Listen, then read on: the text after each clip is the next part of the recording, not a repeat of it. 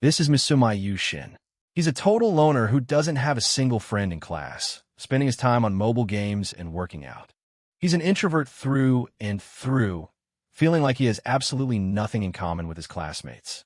While everyone else makes plans for karaoke, Yushin realizes he forgot his pencil case and heads back to the classroom. On the way, he overhears a group of girls talking at the lockers. Nanami Barato, the most popular girl in class, lost a card game and now has to face a punishment. Her friends decide she has to confess to the quietest guy in class. Yushin realizes with a shock that they're talking about him. Nanami isn't exactly thrilled about playing with someone's feelings, but her friends keep egging her on, teasing her about being single. She tries to stand her ground, but they just mock her for not knowing how to talk to guys. They claim this is the perfect chance for her to get some experience before some weirdo tries something. Nanami is known for being impregnable and turning down every guy. Yushin thinks whoever she dates is going to be the most hated man in school. The friends finalize the plan. She has to confess to Yushin tomorrow.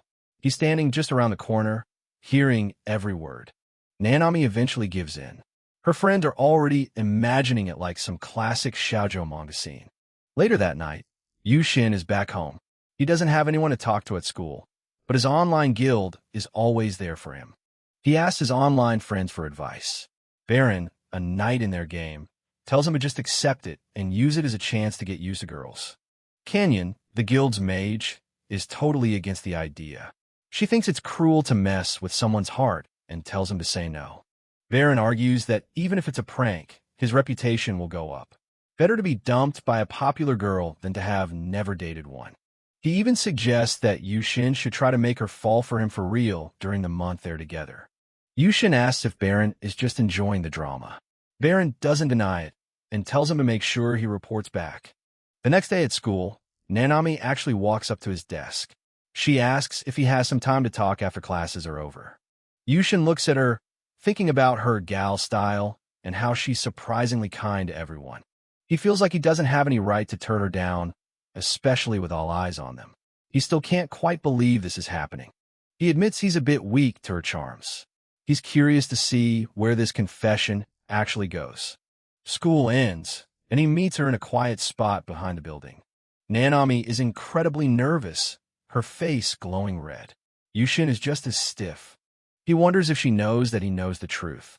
He decides to stay quiet and let her speak. She struggles to get the words out. Yushin remembers Baron's advice. Look her in the eye instead of staring at her body. She finally screams it at the top of her lungs. I have a crush on you. Just as she asks him to be her boyfriend, someone accidentally tips over a bucket of water from a window above. Yushin reacts instantly, lunging forward to push Nanami out of the way. He takes the full hit of the water. The impact sends them both to the ground, with Yushin pinned on top of her. He blacks out and wakes up a while later in the school infirmary, feeling a bit dazed. He slowly recalls the chaos, seeing the bucket falling and rushing to save her. Nanami is right there by the bed, looking incredibly relieved that he's finally awake. She's just happy he isn't seriously injured. Yushin asks if she's okay, and she thanks him for saving her. As he sits up, the blanket drops, revealing his bare chest.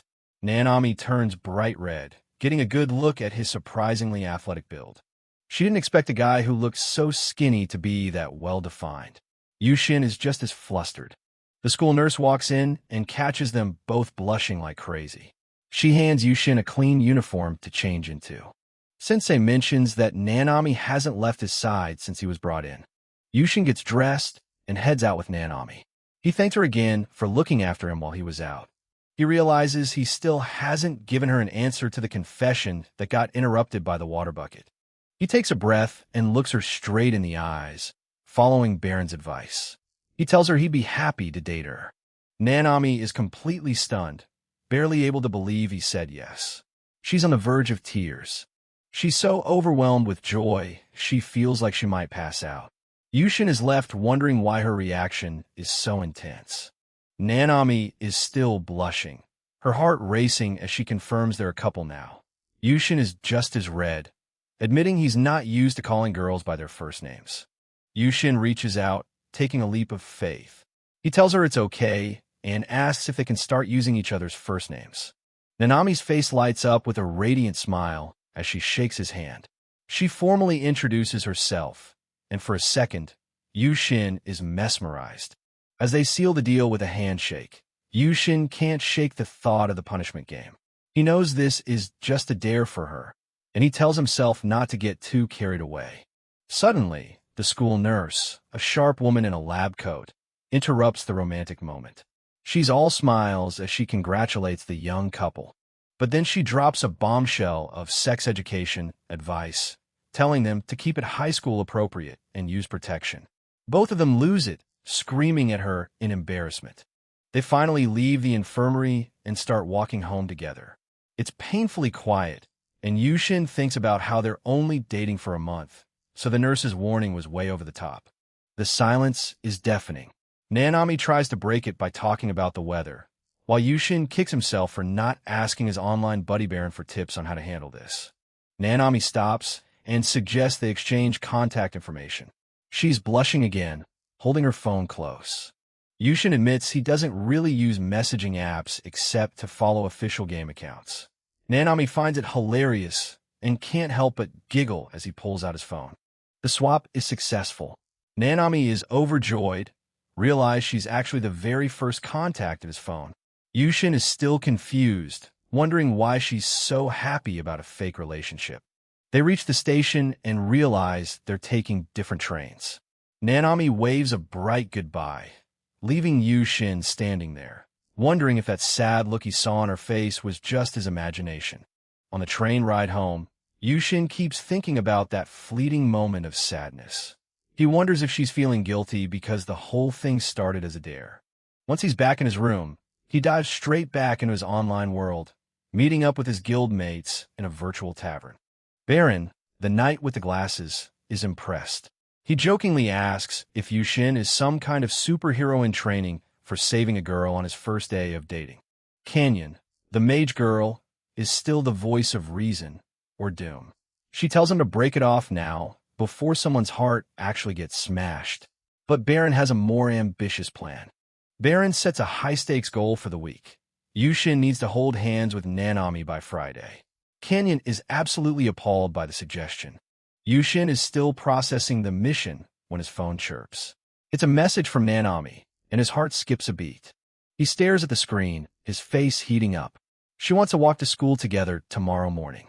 He spends forever crafting a reply, trying to sound cool, but ending up with something incredibly stiff. He tells her he'd be happy to walk with her at 7:30. After he hits send, he stares at the receipt, his nerves on edge. Baron and Canyon continue their bickering in his head. Baron tells him to prioritize her above everything else, including his games. Yushin takes the advice to heart. He tells his guild he's heading out early to prepare for the big day and logs off. Lying in bed, he looks at his phone one last time. The reality of having a girlfriend is finally starting to sink in. Meanwhile, Nanami is back at her place, absolutely losing it. She's rolling around on her bed, kicking her feet in pure, unadulterated joy. We get a glimpse in her past. Despite being the most popular girl in school, she's actually never confessed to anyone in her life. Boys are always trying to hit on her, like this one classmate who thinks he has a shot just because they've known each other for a while. She shuts him down without a second thought. That's when she first noticed Yushin in the hallway, the one guy who never even looked her way. Her friends thought her phobia of guys was becoming a problem, so they came up with the dare. She had to confess to the one guy who seemed the most harmless. But when she actually did it, she was surprised. Yushin was the first boy who looked her straight in the eyes instead of staring at her body like everyone else. Then there was that moment with the water. He didn't even hesitate to throw himself over her to protect her. Even soaked and shivering, his first thought was to ask if she was okay.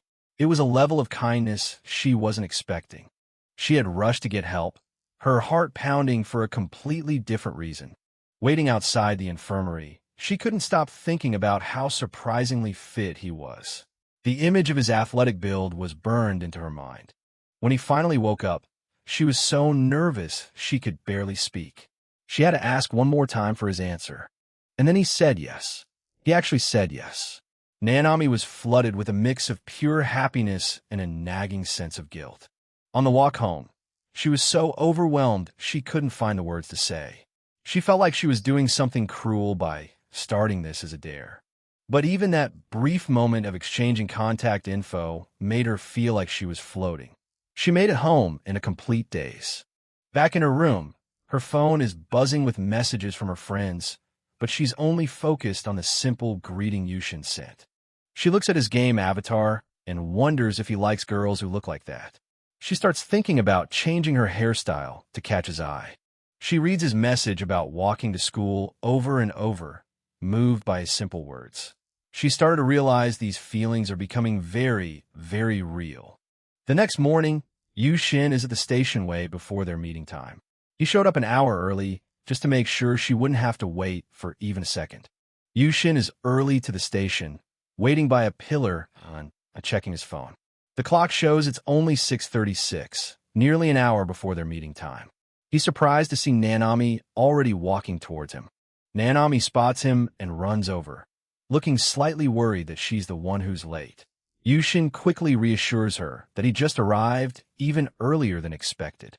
Nanami mentions she had something small to take care of first. Nanami greets him with a radiant, blushing smile. Yushin can't help but feel his heart race, even as he reminds himself that this relationship started as a punishment game dare. He tells himself not to get carried away. Nanami is genuinely happy that they both came early, as it means they get more time together. Yushin admits he was really nervous since it's the first time he's ever met a girl like this. Nanami giggles, finding his honesty endearing. Nanami turns around, showing off her hair, which is elegantly braided today. Yushin remembers Baron's advice about complimenting even small changes. He realizes her hairstyle looks familiar, like a character from one of his games. He tells her it looks really good on her, which sends Nanami into a fit of shy giggles. She admits she wanted to try this style specifically for him. Yushin is stunned by her sweetness and the fact she did it with him in mind. Nanami pulls out her phone and shows him an anime character with the same hairstyle, asking if that's the kind of style he likes. Yushin gets flustered and tries to play it cool, but Nanami can tell he's genuinely charmed. Nanami is beaming with joy, her eyes shining as she thanks him. Yushin is overwhelmed by how cute she is, especially on such a perfect day. He's proud of himself for actually being able to say those words to her. As they walk together, Nanami shyly suggests they hold hands. Yushin is internally screaming, realizing he's about to clear the hand-holding goal Baron set for him on the very first day. Other students notice them and start whispering. Yushin assumes they're pitying Nanami for having to date someone like him. He feels guilty, thinking she's just putting on a show for the punishment game. Nanami, however, looks genuinely content as their fingers interlock. Nanami stops him and points a finger, telling him to stop talking about himself that way. She wants their relationship to be on equal footing. Yushin is surprised by her firm stance, wondering if she really cares that much. Yushin looks at her, seeing her serious expression. He wonders what kind of face she'd make if he told her he knew about the punishment game. The thought makes him hesitate, but he eventually nods, agreeing to her terms. They enter the school together, and the atmosphere is thick with shock. Students can't believe the loner and the most popular girl are actually together. Yushin is embarrassed, while Nanami holds on to him even tighter. They reach the classroom, where Nanami's friends, Hatsumi and Ayumi, are waiting. They're the ones who came up with the dare, and they're both surprised and impressed that Nanami is actually going through with it so boldly. Nanami introduces Yushin to her friends, linking her arm with his. The other students are in an absolute uproar. Hatsumi and Ayumi tease them, and Yushin is overwhelmed by the attention. Nanami's friends start shooing the curious crowd away. Nanami defends Yushin, asking if there's an issue with her confessing to him. Her friends, Odo Fuke Hatsumi and Kamo Nayumi, formally introduce themselves. Yushin is flustered and apologizes for using their first names. Hatsumi and Ayumi find him hilarious and tell him not to worry. Nanami is blushing, and her friends can tell she's actually serious. They prompt her to tell Yushin whatever she was planning to say. Nanami asks him if he has any plans for lunch. Yushin is caught off guard. He was planning to just head to the cafeteria, but Nanami has a better idea. She's blushing intensely as she asks if he'd like to eat together. Nanami presents a large, wrapped bento box. She admits she made enough for 2 people. Yushin is stunned by the gesture, realizing she really is putting a lot of effort into this, dare or not. He happily accepts. They sit together on a bench, and Yushin is amazed by the beautiful spread inside the bento. He wonders if this is why she woke up so early. Nanami is thrilled by his reaction, her face lighting up as he thanks her. As they eat, other students watch them like they're a spectacle. Yushin feels the pressure, but Nanami seems completely focused on him. He realizes he's becoming more and more conscious of her as a girl, not just a classmate. Yushin praises her cooking, which makes Nanami incredibly happy. She admits she secretly made a little more than usual today. Yushin can practically feel the waves of jealousy from the other guys watching them. Yushin's stomach growls, and Nanami immediately gets worried, thinking she didn't pack enough. She offers him some of her carriage, and Yushin is momentarily mesmerized by her slim, delicate fingers. Nanami holds out a piece of chicken with her chopsticks, offering to feed him. Yushin is paralyzed with embarrassment, his face turning bright red. He knows there's no way he can refuse, even as the kill intent from the onlookers intensifies. Yushin takes the bite, and it's delicious. He's so flustered he can barely think. Nanami, meanwhile, is in her own world, blushing and wondering if they should go on a real date after school. Nanami suggests they go buy him another bento box after school, since he's still hungry. Yushin is overwhelmed by her concern. He realizes this really is turning into a proper after-school date. They end up at a mall, and the contrast between the popular girl and the loner boy is still drawing eyes. Yushin is anxious about the attention, but Nanami seems completely at ease as long as she's with him. Nanami notices Yushin looks a bit down and asks if he's okay. Yushin tries to hide his nervousness, and Nanami shyly wonders if he's upset about having to hold hands with someone like her. Yushin quickly denies it, assuring her he's happy. Nanami's face breaks into a relieved smile. They look at some items together, and Nanami wonders if they really look like a newlywed couple. The thought alone makes Yushin's heart skip a beat. They find a bento box that Nanami likes, and Yushin is once again struck by how genuine her excitement is.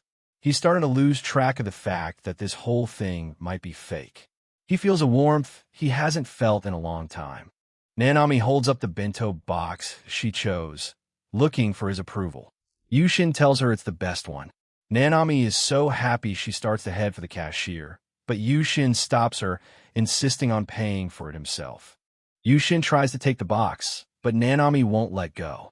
She insists on paying since she's the one who will be using it to make his lunch. Yushin is caught in a loop of embarrassment and gratitude. They have a small back and forth about who should pay. Yushin doesn't want to look like he's just taking advantage of her, but Nanami is firm. She wants to do this for the one she is dating. She almost lets the word love slip. In the end, Nanami gets her way. She hands the bag to him with a beaming smile, telling him it feels like she's giving him a present. Yushin is left speechless, his face a constant shade of red. As they walk out, Nanami asks him what he wants in his bento tomorrow. Yushin suggests a hamburger, but then mentions he's not good with strong-smelling things like peppers. Nanami's eyes sparkle as she takes mental notes. Yushin tells her he'll eat anything she cooks, which sends Nanami into another blushing fit. She playfully teases him, then gives him a sweet, winking smile. Yushin feels like he's finally found the right answer. The day ends on a high note, with Nanami laughing brightly. Yushin thinks to himself that even if it's not cool, he's okay with this. He's actually having a good time. Nanami promises to call him tonight before they part ways. Back in the game world, Yushin is recounting the day's events to Baron and Canyon. He admits he wasn't able to bring up the punishment game because she was just so genuinely happy. Baron is impressed he actually held hands on the first day. Baron points out that Nanami is already acting like she's completely head over heels for him. He questions if she even cares about the punishment game anymore.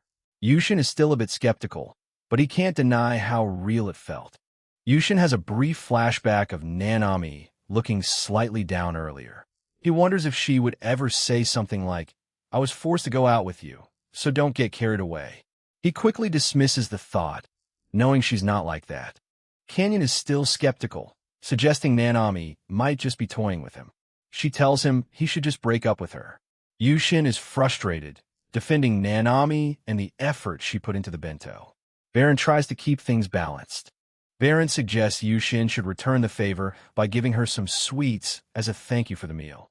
Yushin admits he hadn't even thought of that because he was so nervous. Baron already has the next objective in mind for him.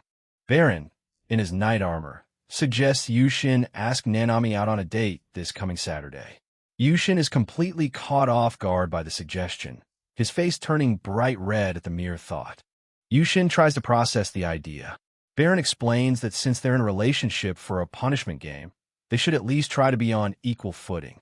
He advises Yushin to ask Nanami about her hobbies and what she enjoys so he can pick a movie she'd like. Back at home, Yushin is startled when his phone starts vibrating on his desk. It's a call from Nanami. He answers, feeling nervous as she apologizes for calling so late after they spent the whole day talking with her friends. Nanami tells him how much she enjoyed everything they did today. Her voice sounds so close in his ear that Yushin can't help but blush. He's so moved that he starts thinking about how he can properly thank her for the day and the bento. Yushin tries to ask her out for Saturday, but Nanami reveals she already promised to go to the movies with Hatsumi and the others that day. Yushin is immediately crushed, thinking his bad timing has ruined everything. Desperate to not let the moment pass, Yushin blurts out an invitation for Sunday instead. Nanami is surprised but happily agrees to a Sunday date. Yushin is relieved, while Nanami promises to put even more effort into the bento she's making for him. After hanging up, Nanami lies on her bed, staring at her phone screen with Yushin's contact information. She's buzzing with excitement, thinking about how amazing their first proper date on Sunday is going to be. She starts rolling around on her massive bed, squealing into her pillow.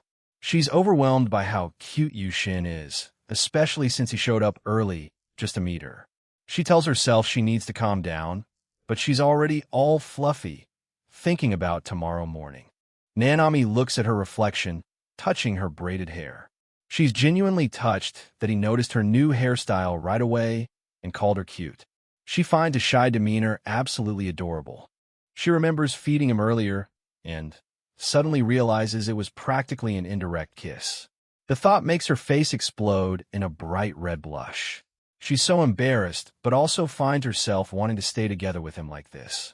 Her mind drifts to the possibility of a real kiss in the future, which only adds to her panic. She shakes her head, telling herself it's too soon since they've only been dating for 2 days. Suddenly, she realizes she still needs to prepare tomorrow's bento. Nanami heads to the kitchen and puts on an apron. Surrounded by fresh vegetables and ingredients, she's determined to make the best meal possible for Yushin. She's full of energy and ready to get to work. As she washes the rice, Nanami can't stop smiling. She thinks about how Yushin was unexpectedly proactive today, even though he's usually so quiet at school. She finds even his flustered moments incredibly charming. She's so happy that he was the one to invite her out for Sunday. She realizes she wants to know everything about him and spend as much time together as they possibly can. While she's busy at the stove, Nanami's imagination runs wild. She imagines Yushin eating her freshly cooked food at the dinner table. She dreams of them drinking tapioca together, or the day she might finally be invited to his house. Her fantasies continue, picturing a summer break trip to the sea where she'd wear a bikini and a traditional summer festival where they'd walk around in yukatas together. She envisions them celebrating every holiday, a fun Halloween in costumes, standing before a giant Christmas tree, and her giving him chocolates on Valentine's Day. There's so many things she wants to experience with him. Her expression softens as she looks at the calendar. A month feels far too short for everything she has planned. She's struck by a sudden wave of anxiety, worried that if Yushin ever finds out their relationship started as a punishment game, he'll hate her forever. She recalls Hatsumi and Ayumi calling Yushin an easy target and suggesting she date a Mr. Simpleton. Nanami feels a pang of guilt, realizing she might be taking advantage of his kindness. Tears well up in her eyes as she chops vegetables. The fear of him discovering the truth and turning away from her is truly terrifying. She doesn't want to lose the precious bond they're starting to build. Nanami resolves that she doesn't want Yushin to ever feel depressed because of her. She decides she'll just have to keep changing and growing alongside him. She's determined to make him happy, starting with a delicious hamburger for his lunch. Another thought of a kiss crosses her mind, making her blush furiously again. She tells herself that a kiss is still a no-go and far too embarrassing for now, but she'll make sure to be ready for whenever that time finally comes. Fired up, Nanami pumps her fists in determination. She'll put all her effort into making him fall deeply in love with her. She hopes that if he truly loves her, he'll find a way to forgive her when the truth about the punishment game eventually comes out. She's putting her heart and soul into preparing tomorrow's bento, mixing ingredients with renewed vigor. Her mother peeks into the kitchen, telling her to tone it down since it's getting late, leaving a flustered Nanami to apologize for her late-night cooking spree. Flash back to the morning of their school meetup. Yushin arrives at the station a full 30 minutes early, his heart pounding with a mix of nerves and excitement. Nanami surprises him by popping up right behind him. She's changed her look again, rocking a cute side ponytail that she specifically chose for today. She laughs when he mentions he's early, admitting that she was so excited to see him that she couldn't wait either. The two of them realize they're both equally eager for this. Yushin compliments her new hairstyle, which sends a wave of red across Nanami's face. Emboldened, she offers him her hand to hold and mentions she's already prepared a bento for him. They walk toward the school hand in hand, both of them a bit flustered by the intimacy. For Yushin, this still feels like a dream he hasn't woken up from yet. At school, the atmosphere is loud and energetic. In the gym, Kamui-senpai is practicing basketball, surrounded by a crowd of cheering girls who treat him like a celebrity. The stark contrast between the popular athletes and someone like Yushin is palpable. He watches the scene for a moment before heading off to find Nanami. He meets up with her at the lockers and apologizes for calling her out of the blue the night before. He was worried he was being too forward or bothering her. Nanami quickly sets him straight, her face lighting up as she tells him his call actually made her incredibly happy. It turns out his nerves were for nothing. She admits that she's still not entirely used to boys, and they can still be a bit scary, which catches Yushin off guard. He'd assumed a girl like her would have plenty of experience. Yushin starts overthinking, wondering how he should react to her confession. He's trying to be supportive without making things awkward between them. He mentions he thought someone as cute as her would be used to attention from guys. Nanami blushes furiously, her eyes wide as she processes his casual compliment. Yushin worries if she's had some bad experiences with guys in the past that made her so guarded. He really wants to understand where she's coming from. Nanami tries to play it down, saying it's not a big deal. She's always just had a hard time connecting with them, but she can't even remember why. She explains that most guys in middle school were pretty nasty and superficial, which led her to distance herself from them altogether. It's a defense mechanism she built up over years. With a playful wink, she reminds him that even though it's only been a few days, she's his girlfriend now. Yushin's heart practically thumps out of his chest at her sudden boldness. As they talk, the movement of her shirt draws his eyes for just a split second. It's an instinctive reaction from a teenage boy, but he knows he's treading dangerous ground. Nanami catches him looking immediately. She gives him a sharp, narrowing glare and calls him a pervert, though there's more teasing than actual anger in her voice. Yushin goes into a total panic, waving his hands and apologizing frantically. He's terrified he's just ruined the good mood they had going. She leans in close, her expression softening as she whispers that it's okay because it's him. She's willing to forgive him this time, which only makes him more flustered. Yushin is left reeling from her playfulness, his brain practically short-circuiting. He really can't keep up with how quickly she shifts from being shy to being a tease. Lunchtime finally arrives, and they head to the rooftop to spend their break together. Nanami proudly presents her homemade bento, complete with extra hamburger steaks, just the way he likes them. Nanami is in full girlfriend mode, offering Yushin a bite of her homemade lunch with a big say, ah. She's clearly enjoying their time together on the bench. The sweet moment is shattered when a tall, intimidating guy looms over them. He looks down at Yushin with pure contempt, demanding to know who this random nobody is sitting next to Nanami. Nanami isn't having it. She stands her ground, telling the guy he's being way too stubborn and needs to back off. The tension between them is thick enough to cut with a knife. This is Shibetsu Shumo, the school's star basketball player and a total like men. Apparently, he's got a history of getting rejected by Nanami, but he clearly hasn't taken a hint yet. Yushin feels the heat, but he manages to introduce himself properly. He makes it official. He's Nanami's boyfriend.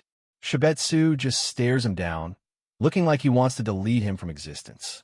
With everyone in the courtyard staring, things are getting awkward. Yushin suggests they move the conversation to the cafeteria to at least get a little privacy from all the prying eyes. They settle into a booth, but the mood is anything but casual. Shibetsu is fixated on the bento Nanami made, looking absolutely miserable that he's not the one eating her cooking. Nanami is just happy that Yushin is enjoying the food she worked so hard on. Meanwhile, Shibetsu is practically vibrating with jealousy in his seat, wishing he could swap places. Shibetsu finally snaps and throws down a challenge. He wants to duel Yushin, with the winner getting Nanami. It's as aggressive and tone-deaf as you'd expect from a guy like him. Yushin isn't interested in some childish duel, which only makes Shibetsu more desperate. He starts taunting Yushin, calling him a coward for refusing to fight for his girl. Nanami shuts him down hard, telling him to stop using her first name so familiarly. She's clearly done with his alpha male routine and doesn't hide her annoyance. She clings to Yushin's arm, proudly declaring him her boyfriend. Shibetsu is stunned. He can't wrap his head around why the most popular girl in school would choose a plain guy over him. Yushin finds his voice and calls Shibetsu out. He says that wagering a person in a duel is disgusting, and that Nanami's feelings are the only thing that actually matters here. He tells Shibetsu there's no reason to even have a duel since Nanami has already made her choice. He stands up, ready to walk away and leave this whole mess behind.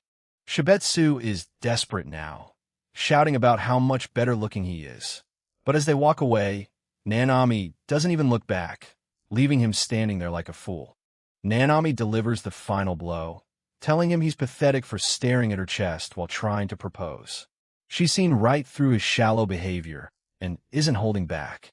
She insists that a real man like Yushin would never be so disrespectful.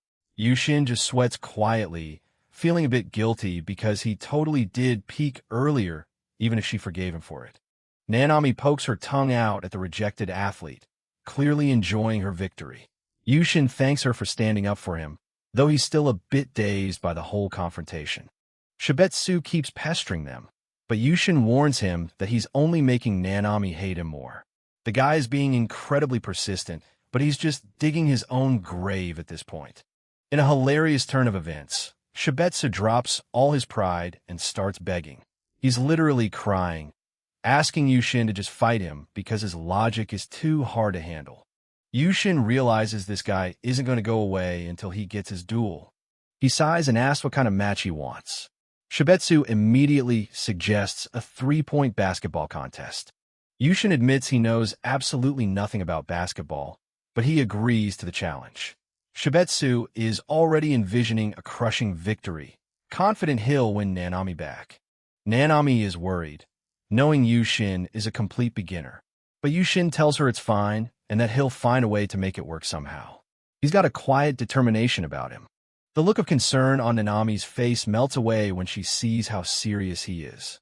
She tells him she believes in him, giving him all the motivation he needs to go through with this.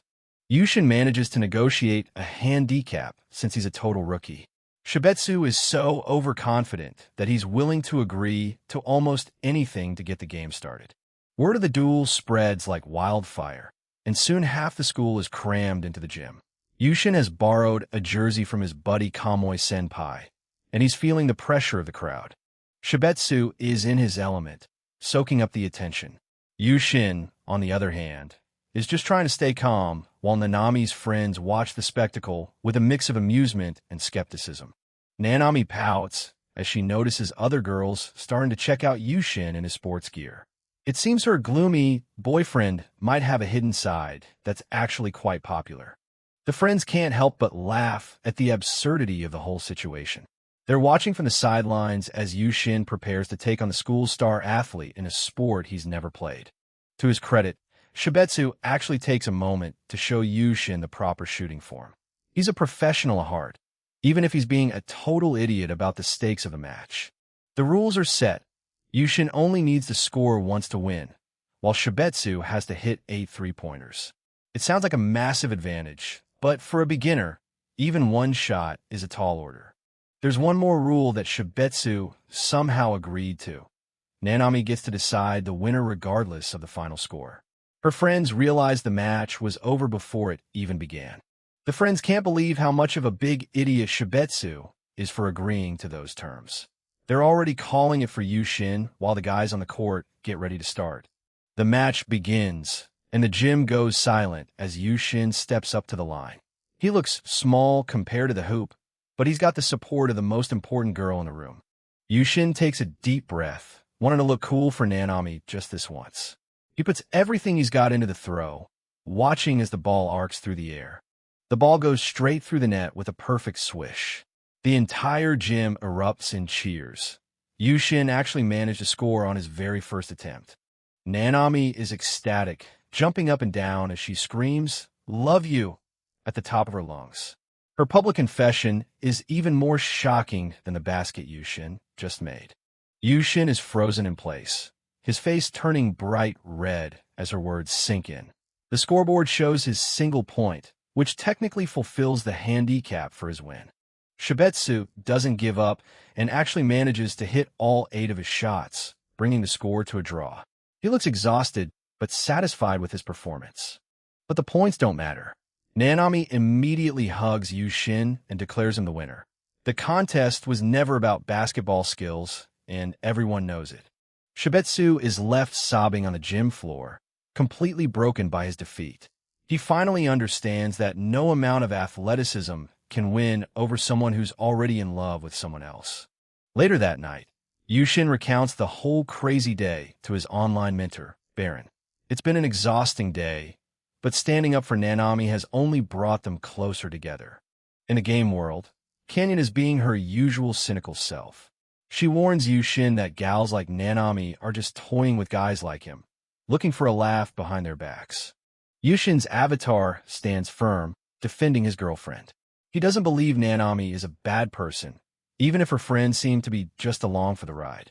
He's choosing to trust his own feelings over Canyon's warnings. Yushin realizes he needs to step up his game to show Nanami how much he really cares. He doesn't want to just be another guy she's toying with. He wants to be someone worthy of her affection. He decides to log out for the night, needing to prepare for school the next day. Just as he shuts everything down, his phone buzzes with a new message from Nanami. Speak of the devil. Yushin stares at the screen, his heart nearly stopping. Nanami has sent a bold message, asking if a kiss on the cheek would be a good enough reward for today.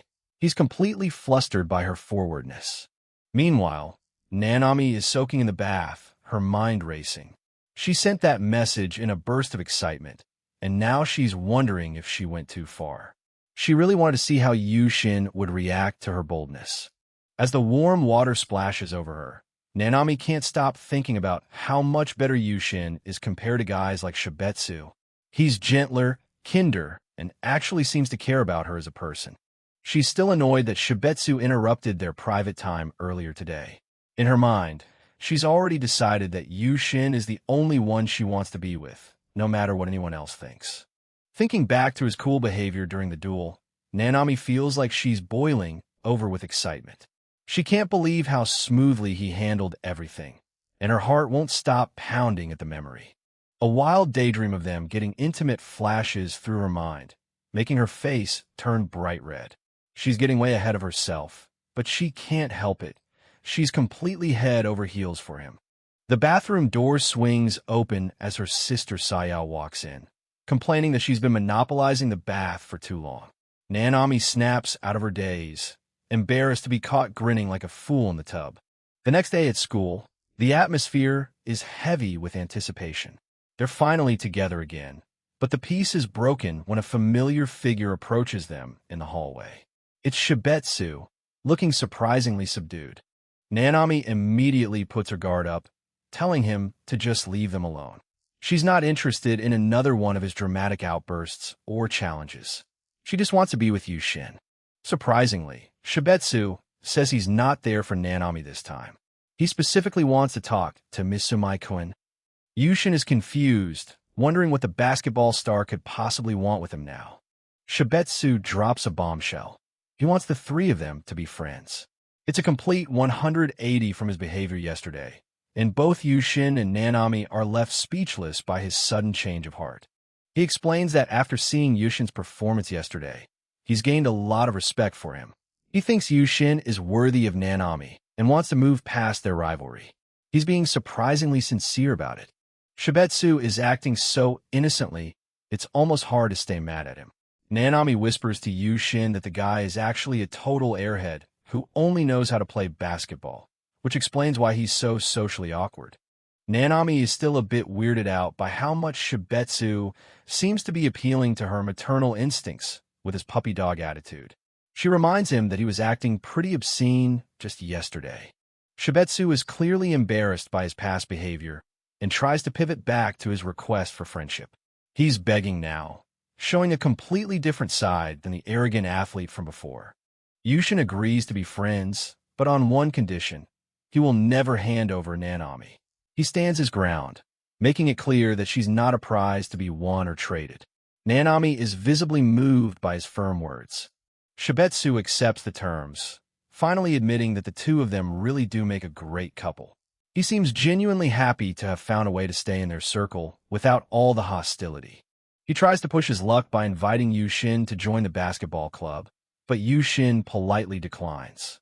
He's more interested in spending every spare moment he has with Nanami than practicing free throws. Nanami is overjoyed to hear him prioritize her over everything else. She's blushing hard, feeling like the luckiest girl in school for having such a dedicated boyfriend. She can't hide her happiness. With Shibetsu finally gone, they're alone again. Nanami apologizes for all the trouble her popularity has caused, but she's clearly glad that Yushin didn't back down from the challenge. Yushin gets bold again, telling her that if anyone tries to snatch her away, he'll be there to stop them. It's a total cool guy line, and he's blushing almost as hard as she is for saying it. Nanami is melting from all the sweet things he's saying. She tells him how happy it makes her to hear him speak so protectively of her, her heart swelling with pure affection for him. They start talking about their date coming up soon. Since they won't see each other for a day, Nanami promises to send him tons of messages. She's clearly looking forward to it as much as he is. She clings to his arm, telling him how warm he feels. They're lost in their own little world, and even the gloomy Yushin is starting to feel all warm and fuzzy from her constant affection.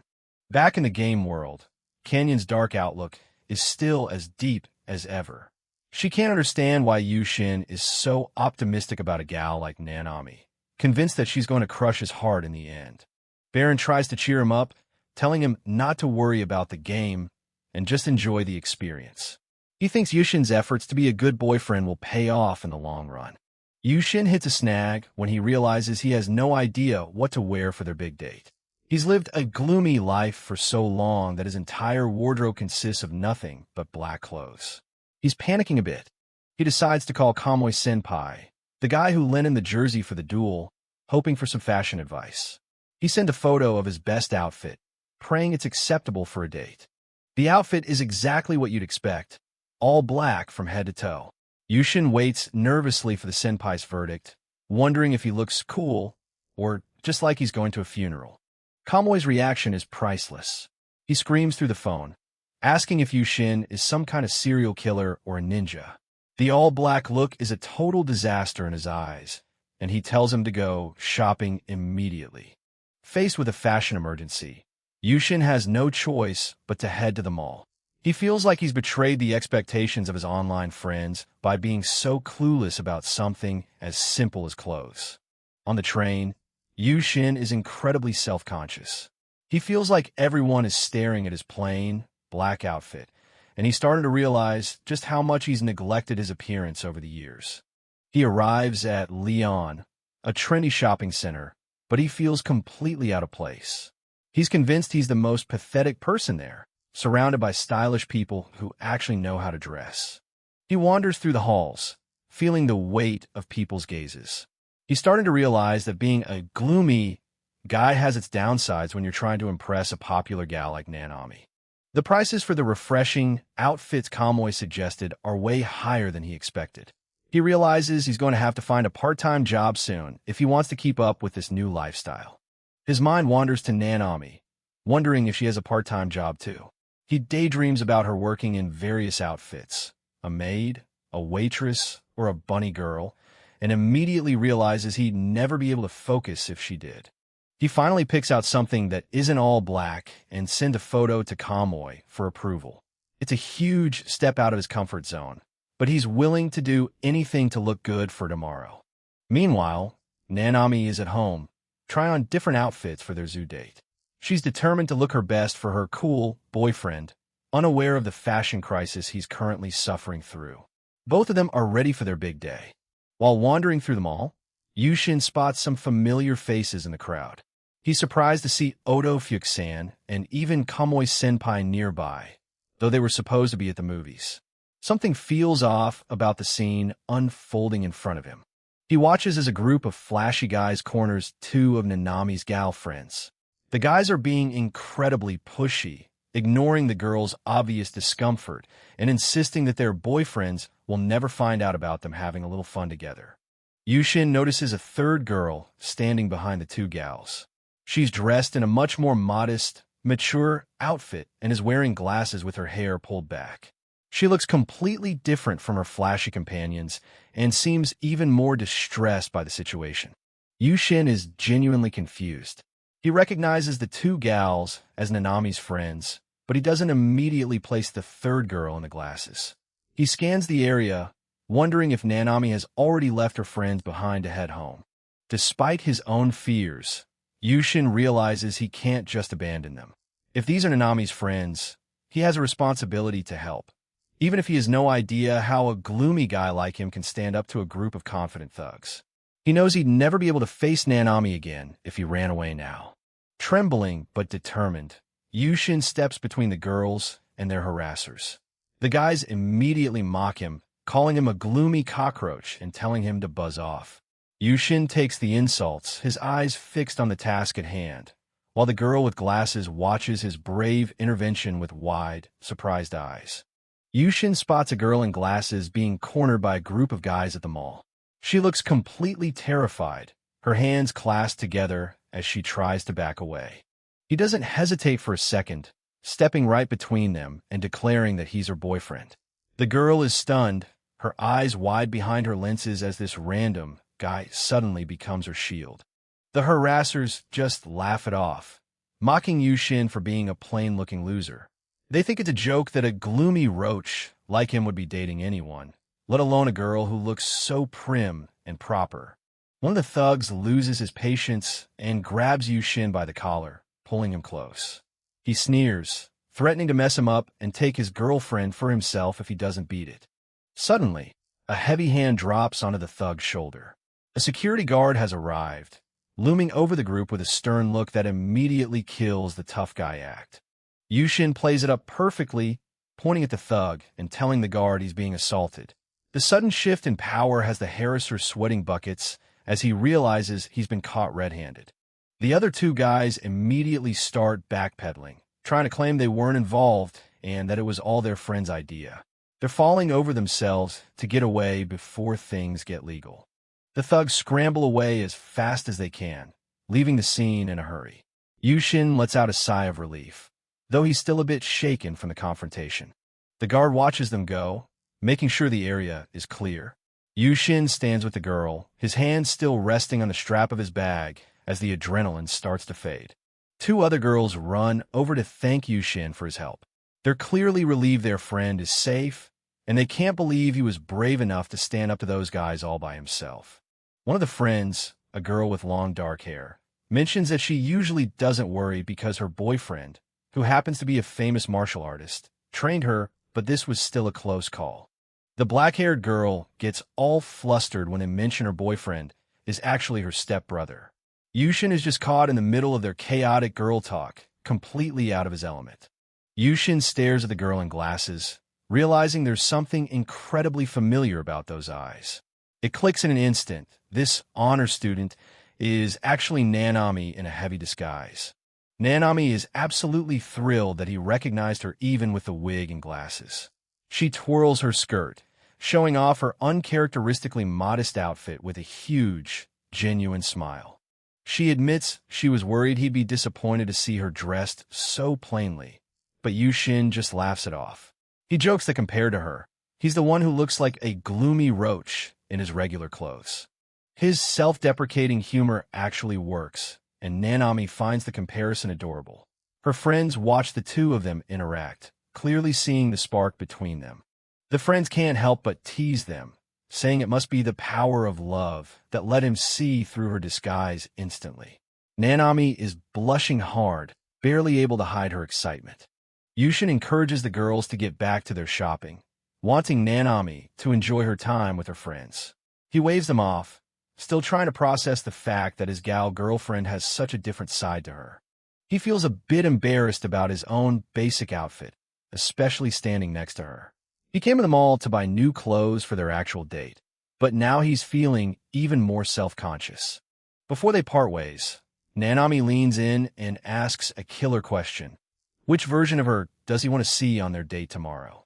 She leaves him blushing and speechless as she walks away with her friends. It's time for their quiet rendezvous. Yushin waits outside as Nanami arrives for their big date. Nanami shows up in her intelligent gal look, complete with glasses and a more conservative outfit. She asks if it looks good on her, and Yushin is struggling to find the words. He manages to get out a cute, which is exactly what she wanted to hear. Nanami is thrilled her good girl disguise is doing the trick. They head to the Leon Theater to catch a movie. Nanami mentions there are over 20 entries in this superhero series, and Yushin wonders if he can even keep up. She's already got it figured out. If he gets hooked, they can just stream all the previous movies together later. Nanami gets close, playfully asking if he actually prefers watching movies alone. Yushin quickly denies it, trying his best to stay composed. She realizes out loud that finishing 20 movies would take them over a month. To her, that sounds like a long time. Yushin takes her hand and promises they'll still be together by the time they finish. It's a bold move that catches her off guard. Nanami teases him for being so smooth, despite his claims of never having a girlfriend. She wonders if he's secretly a pro. He insists on paying for the whole date to thank her for all the home-cooked bentos. He's determined to step up and get his best shot today. The lights dim and the movie starts. As the screen glows, Yushin catches a glimpse of Nanami and thinks she's the most beautiful person he's ever seen. They settle in as the hero on screen makes a dramatic promise to return. It's the perfect atmosphere for a movie date. Yushin is completely distracted. He can't focus on the plot when he's sitting this close to her in the dark. Their hands accidentally touch on the armrest.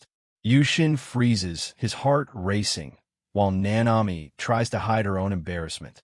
After the credits roll, they walk out discussing the emotional ending. Nanami was on the verge of tears, while Yushin is just glad the hero survived. Nanami leans in with a smirk, asking if he was actually watching the movie or just staring at her the whole time. Yushin's internal panic hits a new high. It's getting late, and the theater is closing. Yushin mentions his parents are away, so he'll probably just order delivery for dinner. Nanami jumps at the chance and offers to come over to his place to cook for him. Yushin is stunned by the sudden turn of events. Cut to Yushin's kitchen, where they're making gyoza together. It's a surreal moment for him, seeing his crushed domestic in his own home. Nanami beams, saying that cooking together makes them feel like a married couple. Yushin tries to stay focused on the dumplings to hide his blushing face. He notices she's a natural at this. He compares his messy attempts to her perfect work, realizing just how skilled she is. They start frying them up, the sizzle filling the room. Sitting across from each other like this makes the house feel much more like a home. They sit down to eat, and the food is incredible. Yushin is so happy with the taste and the company that he's nearly moved to tears. After dinner, Nanami starts cleaning up. Seeing her taking care of things makes Yushin realize how much he appreciates her being there. She serves him more rice, making sure he eats his fill. It's pure domestic bliss for the both of them. It's finally time to head home. Yushin insists on walking her back since it's late, and he wants to make sure she stays safe. They walk through the neighborhood carrying the leftovers. Nanami wonders if she should tell her mom they were together at his place. She blushes, admitting that she really loved the time they spent together tonight. Yushin agrees, feeling the same way. Suddenly, a massive, intimidating man looms over them at her door. Yushin immediately steps in front of Nanami to shield her. It's Nanami's dad, Barato Janikura. He looks like a powerhouse, and he wants to know exactly who this boy is. Inside, Yushin meets Nanami's mom, Tomoko, and her little sister, Saya. They seem far more welcoming than the father. Tomoko teases Nanami about putting on makeup to visit a friend's house, clearly suspecting something more is going on. Janikura leads them into the living room. The tension is palpable as the giant of a man waits for an explanation. Yushin bows deeply, taking all the blame for bringing Nanami home late and begging her father not to be too hard on her. Summoning every ounce of courage, Yushin introduces himself properly and declares that he is Nanami's boyfriend. Janikura stares him down before extending a massive hand. He welcomes Yushin to the family with a bone-crushing handshake. In the kitchen, Tomoko looks on with a smile, relieved the initial confrontation didn't end in disaster. Janikura sits down with a serious expression. The interrogation isn't over just because they shook hands. He admits he's a bit angry, and Yushin braces for the worst, wondering if he's about to be kicked out. It turns out he's only mad because they didn't tell him sooner. He flashes a smile, revealing he's actually quite happy about the news. The atmosphere shifts as the parents reveal they know the truth. They bring up a lie that started this whole thing. A flashback reveals the original punishment game bet. The secret is out. The parents know their relationship was supposed to be a fake confession. Janikura is laying down the law. No overnight stays at a boy's house. Meanwhile, Tomoko is just happy for her daughter, noticing how much care she puts in her bentos lately. Yushin is literally shaking from the killing intent, radiating off her father. Nanami just laughs it off, apologizing for her dad being so inappropriate. Nanami is absolutely flustered, yelling at her dad for always saying such weird and embarrassing things. Janikura looks genuinely confused, wondering what he did to deserve all that shouting. The living room vibe is a perfect mix of awkward and hilarious. She keeps going, reminding him of all his past comments that were totally uncalled for. Yushin just stands there, watching the family dynamic play out. Yushin is having a minor internal crisis, thinking there's absolutely no way he can win against a guy who looks like a professional wrestler. Nanami reflects on the past week and all the memories they've already made, from the infirmary to their first movie date. Yushin is moved by her words. He steps up and declares he'll take on any challenge because he won't let anything separate them. Nanami throws her arms around him in a huge hug, much to her mother's jealous amusement. She's clearly all in on this relationship. Janikura is still playing dumb, asking if he really said all that weird stuff. His wife just gives him a look that says, "You absolutely did." Tomoko is getting a kick out of her husband's embarrassment. Janikura is sweating under the pressure of his daughter's accusations. Nanami brings up a specific memory from middle school when he was drinking and said something particularly ridiculous about her future boyfriends. We see a flashback of Janikura drinking, telling Nanami that any boy who wants to date her has to beat him in a fight first. Back in the present, Janikura tries to justify himself, flexing his muscles and saying he only trained this hard to keep his family safe. Nanami starts blushing, remembering that Yushin's abs were actually pretty defined when she took care of him in the infirmary. Janikura's protective instincts flare up instantly. His face goes dark as he asks how the hell Yushin has already seen her naked. Tomoko winks at Yushin, telling him he better keep training to stay in shape. Janikura just grumbles about not trusting small eyes. He pulls out a photo album labeled Memories to explain the real reason why he became so obsessed with training. He shows a photo of a young, crying Nanami. He explains that she was bullied by boys back in elementary school. The bullying was so bad, she couldn't handle being around boys for years. Janikura swore he'd become strong enough to protect her from anyone. Yushin is deeply moved by the story. He looks at Nanami and finally understands the weight of her bringing a boyfriend home. He stands up and makes a solemn vow right then and there. From now on, he will be the one to protect her. Yushin bows low, formally asking the parents for their blessing. He's completely serious about his commitment to her. Janikura is impressed by his resolve and officially welcomes him as a future son-in-law. The mom is just happy it all worked out so well. Nanami is stunned, her face turning bright red from his passionate declaration. She's completely lost for words. Since it's getting late, Janikura offers to drive Yushin home. Nanami is still in a daze as they head out. Yushin thanks her father for everything he shared tonight. He's grateful for the trust they've placed in him. They share a firm handshake before Yushin leaves. He's determined to be the honest man she deserves from here on out. The next day at school, Yushin is summoned to the staff room. He has no idea why he's being called in by the teacher. The teacher asks point-blank if he's being bullied by Nanami. Apparently, rumors are flying about their unusual relationship. Yushin quickly shuts that down. He explains how Nanami carried him to the infirmary when he was hurt. She's the one caring for him. He raises his voice, declaring that she's his gentle and beautiful girlfriend and he won't let anyone spread lies about her. He heads back toward classroom 2-2, thinking he shouldn't have made Nanami wait for him so long.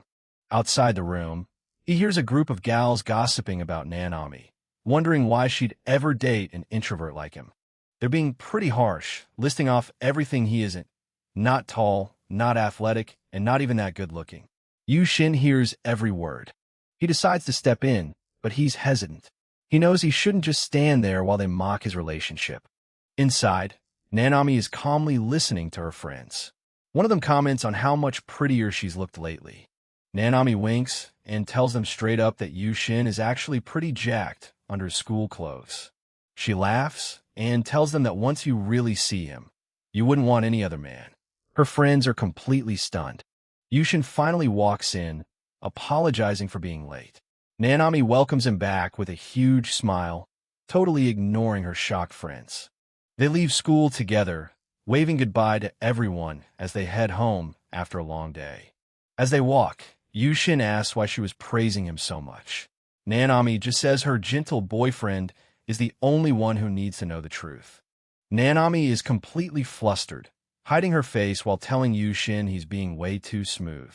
Her heart is racing from his unexpected directness. She tries to play it cool, saying she's just mimicking her mom, but Yushin is surprised to hear Tomoko-san is like this too. The idea of her mother being so proactive is news to him.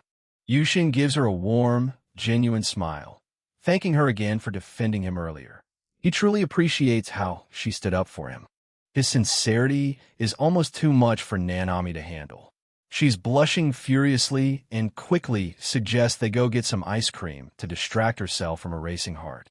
As they walk, Yushin reflects on how much more proactive Nanami has become lately, especially with small gestures like holding hands. He's amazed at how far they've come. He also thinks about the handmade desserts she's been bringing him for lunch. He's determined to find a way to repay her kindness on their next proper date. Back at school, Yushin discusses his relationship with a friend. He's still trying to process everything that's been happening with Nanami. His friend points out that it seems like Nanami is the one making all the moves and suggests that Yushin needs to shoot back with a bold move of his own. The mere thought of initiating a kiss sends Yushin into a blushing panic. He thinks to himself that such a thing is absolutely impossible in his wildest dreams. In class 2-2, Nanami is also a distracted mess.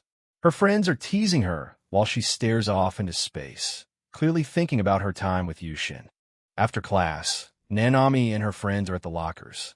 There's a palpable sense of excitement and curiosity among the group about her blossoming relationship. Nanami catches up with Yushin and asks if he'll go shopping with her on their way home. She mentions her mom asked her to pick up a few things. Yushin is happy to oblige, especially when Nanami looks at him with such a cute, pleading expression. He finds it impossible to say no to her. Nanami excitedly suggests they get 2 different flavors of bubble tea so they can share. Yushin realizes with a blush that this would mean an indirect kiss. They arrive at a trendy bubble tea shop at the mall. Yushin is surprised by the long line and the overall popularity of the place. Nanami is thrilled to be the one to introduce him to his very first bubble tea. She finds his introvert taking on bubble tea moment adorable. Standing in a long line together, Yushin realizes that even something he normally wouldn't care for becomes incredibly enjoyable when he's with her. Nanami finally gets her drink, and she looks so happy and cute that Yushin can't help but be mesmerized. She notices his orange tea has matching pearls. Yushin asks if he can take a picture of her with her drink. Nanami happily poses, thinking it's just a quick snapshot from memories. When she sees the photo, she's embarrassed by how much she stands out. Yushin insists she looks beautiful and that the orange drink really complements her appearance. Yushin admits he didn't just want a photo of the tea. He really wanted a photo of her because she's so stunning. Nanami is completely caught off guard by his praise. He then insists they take a photo together. Nanami is hesitant at first, but she eventually gives in, feeling nervous about the close proximity. As they pose for the selfie, Yushin remembers his friend's advice about shooting back. He decides to take a bold leap of faith. Just as the photo is taken, Yushin leans in and plants a firm kiss on Nanami's cheek. She's frozen in absolute shock as the shutter clicks. Nanami is left in a daze, her hand on her cheek where he kissed her. Yushin is also blushing furiously, realizing what he just did. Their intense romantic moment is suddenly shattered when a man's voice calls out Yushin's name. He looks up and turns pale. Right there in the middle of the mall are Yushin's parents, Mitsumai Akira and Mitsumai Shinobu. They're just as shocked as he is. Akira explains with a smile that they just finished work at the same time and were having a shopping date, totally unaware they'd run into their son. Shinobu, looking very serious, adjusts her glasses and asks Yushin exactly why he was kissing that young lady on the cheek. She wants answers immediately. Nanami quickly jumps in, stuttering as she introduces herself as Barato Nanami, Yushin's girlfriend, and insists he wasn't forcing himself on her. The revelation that Yushin has a girlfriend, especially one as pretty as Nanami, is a massive shock to his parents. Shinobu looks ready to interrogate them. Shinobu says she wants to hear more about this, but Akira suggests they calm down and move to the food court to talk properly. Walking toward the food court, Akira apologizes for their sudden appearance, though he's clearly happy to see his son has a girlfriend. Nanami is panicking internally, worried that she's making a bad first impression because she's not wearing a proper outfit to meet his parents. Yushin gently reassures her, holding her hand and saying his parents will surely understand how wonderful she is, regardless of her clothes. Nanami is touched by his support and thanks him. She starts to feel a little more confident about facing his mom and dad. The 4 of them sit down at a table in the food court with some cake and tea. The tension is high but manageable. Mitsumai Akira and Mitsumai Shinobu formally introduce themselves to Nanami, trying to bridge the gap and get to know her better. Suddenly, both parents burst into tears of pure joy, overwhelmed that their introverted son has managed to find such a beautiful and kind girlfriend. Yushin is mortified as his parents emotionalize over the miracle they're witnessing. They even bow their heads, asking Nanami to take care of him. Nanami blushes and tells them that Yushin is actually the wonderful one, especially since he's always so kind, and praises the bentos she makes for him. Shinobu gives Nanami an incredibly intense, analyzing stare. Yushin is terrified that she might be starting to suspect something about the origin of their relationship.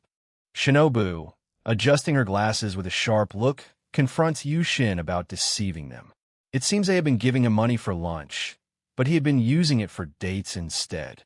Yushin passionately defends himself, declaring that he swore never to make Nanami sad and that he would never betray her. Nanami is moved by his heartfelt declaration. Shinobu, seeing his determination, tells him that since he likes Nanami so much, he should be able to name a few things he likes about her. She even brags that she can name a dozen things she likes about Akira. Yushin is ready to list everything he loves about her, but his parents realize they're getting a bit too heated for a public food court. They decide it's time to head home. At the checkout, Akira mentions that both he and Shinobu are going on an extended business trip starting tomorrow, meaning Yushin will be home alone for about a month. Akira suggests that Yushin use this time to improve his cooking skills, as eating bread and cup noodles every day would get old fast. Yushin realizes it's a good opportunity. Nanami, having overheard the conversation, asks if the parents will really be away starting tomorrow. She seems to have a bold idea forming in her mind. Blushing furiously and clutching her chest, Nanami asks if she could come over to Yushin's house and cook him dinner while his parents are away, or if that would be too much to ask. Tomoko, Nanami's mom, immediately shuts the idea down, saying it's a big no-no for two teenagers to spend every evening together alone. Nanami is disappointed. The parents discuss the appropriateness of the situation, while Nanami tries to argue that they handled themselves perfectly well the last time she was over. Shinobu catches onto Nanami's mention of last time and asks for clarification, causing both teens to freeze in a momentary panic. Despite the awkwardness, Nanami is determined to convince her parents. She believes she can handle the situation and wants to show how much she cares for Yushin. Yushin is internally panicking, thinking there's no way he could keep himself in check if they spent every single evening together alone in his house. The parents continue their discussion, with Shinobu expressing concern about leaving Yushin alone while they're away for a whole month. They consider the possibility of a compromise. Nanami declares with absolute sincerity that she really wants to cook for him. Her honest feelings shine through, leaving everyone momentarily speechless. She even promises to learn more so she can be a better cook for both of them. Yushin is touched and agrees to let her help him improve his own skills. Yushin's mother pulls him into a tight, emotional hug, lamenting how much he's grown since getting a girlfriend. Yushin is incredibly embarrassed by the public display of affection. Nanami is absolutely beaming, her eyes sparkling with joy at the prospect of taking care of Yushin. She's completely in her own happy world. The parents reach a decision. Yushin can come over to Nanami's house for dinner while his parents are away, and in exchange, he'll help her with the cooking. As they discuss the details, Janikura refers to the two as fiancés in training for their life as newlyweds, which sends both Yushin and Nanami into another round of blushing. Janikura gives a stern but heartfelt speech about protecting Nanami, while Tomoko looks on with a smile. The teenagers are overwhelmed by the sudden talk of marriage and family. As the adults continue their conversation, Nanami grabs Yushin's arm and says they're going to her room while they wait. Yushin is stunned that her room is suddenly an option. Yushin is standing outside Nanami's room, staring at a nameplate she made in elementary school. Her mom thought it was too cute to throw away, but for Yushin, it's just the gateway to a whole new level of awkwardness. He finally steps inside, and the first thing he notices is that her room is way bigger than his. Plus, it smells incredible, like a mix of perfume and something sweet he can't quite place. Nanami invites him to sit on the bed, acting totally casual about it. Yushin, on the other hand, looks like he's about to have a heart attack just standing there. Before he can even get comfortable, she suddenly hops onto his lap for a lap pillow. His brain completely short-circuits as she looks up at him with those big eyes. She starts poking his legs, commenting on how firm his thighs are. Yushin is practically vibrating with tension, trying his best not to look down. Nanami tells him that from now on, he won't have to be alone anymore. He tries to play it cool, saying he's used to his solo gaming sessions, but her words definitely hit home. They start talking about the mobile games he plays, and Nanami is genuinely interested. She even asks if she can join his team and play alongside him. She's so excited about meeting his online friends that Yushin can't help but smile. It's a side of her he's still getting used to, but he's not complaining. As she shifts around on his lap, Yushin realizes her skirt is dangerously short from this angle. He's doing everything in his power to keep his eyes on the ceiling. She catches him looking flustered and immediately starts teasing him. He's screaming, "Pervert!" at himself internally while her face turns a deep shade of red. Nanami brings up the kiss on the cheek from earlier today. She admits she wasn't mad at all. In fact, she was actually overjoyed that he took the initiative. She leans in close, her face just inches from his, and confesses that she actually wanted to be the one to kiss him. Yushin is officially at his limit. They eventually head downstairs, only to be greeted by Nanami's mom, Tomoko, and her sister, Saya. The sudden shift back to reality is a bit of a shock for both of them. The family doesn't hold back, immediately teasing them about looking like a pair of fiancés. Nanami tries to play it off, but she's clearly embarrassed by her mom's antics. Later that night, Yushin logs into his game and meets up with his friends, Baron and Canyon. He's looking for some advice on how to handle his real-life romance. Canyon, or Peach-san as he knows her, is shocked to hear how fast things are moving. She can't believe the shy guy she knows is already getting close to a popular girl. Baron-san shares some of his own wisdom, talking about how he had to drink with his father-in-law to get his approval. It sounds intense, but Yushin is taking notes. Yushin looks up to Baron as a role model and wants to be just as dependable. He realizes that building a good relationship with the parents is just as important. Peach-san asks him the big question: how often does he actually tell Nanami that he likes her? Yushin's silence says it all. He realizes that even though they're dating, he's never actually said those 3 little words out loud. The thought alone makes him start sweating. Peach-san warns him that girls get anxious if you don't express your feelings clearly. She tells him to just send a simple message if he can't say it to her face. Yushin starts spiraling, worried that a lack of communication will lead to a fatal mistake in their relationship. He's determined to fix this right now.